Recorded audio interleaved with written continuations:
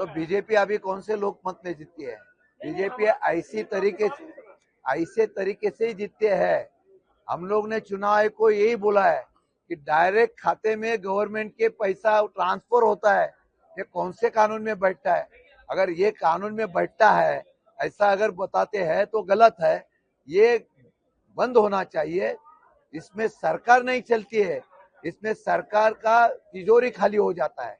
अभी आज महाराष्ट्र में क्या हो रहा है? विकास के लिए निधि किधर है? पैसा किधर है? पगार के लिए पैसा किधर है? अगर ऐसा ही अगर देश चलने लगा है, अगर बीजेपी का यह एजेंडा रहेगा कि देश में चुनाव जीतने के लिए हम लोग ने 8 साल में कितना प्रगति किया, क्या डेवलपमेंट किया, उससे बजाय हम लोग इलेक्शन के पहला मत लेने के लिए अगर कोई किसके प्रलोभन देता है वो गलत है। उसमें सरकार जीत के आती है, लेकिन आगे चलाने के लिए उनका जो एजेंडा है वो फेल हो जाता है। आगे चलाने के लिए उनका बैलेंस जो है, बजट जो है वो कोलैप्स हो जाता है। इसके लिए आप लोग क्या करेंगे? आंदोलन करेंगे या फिर कोर्ट में जाकर के? किसके ऊपर आंदोलन करना है? किधर जाना है? निवडणूक आयोग वो हमारी सुनता नहीं। कोर्ट में जाना चाहिए। कोर्ट में जाते हैं तो वो बोलते चुनाव आयोग के पास जाओ, और चुनाव आयोग नहीं सुनता है तो किसके पास जाना चाहिए?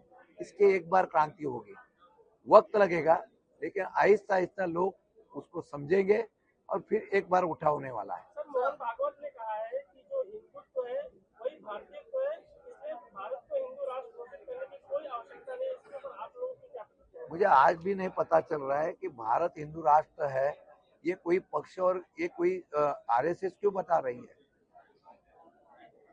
आज अगर उसमें आप कुछ दिन पहले ये भी पता है भारत के सब जो लोग हैं वो हिंदुस्तानी हैं, उसमें सब जाति धर्म के हैं, तो आप उतना खुल के बात करो ना। राजनीति के लिए धर्म लाना ये पहली बात हुई है। राजनीति में धर्म लाना नहीं चाहिए, विकास के ऊपर बोलना चाहिए।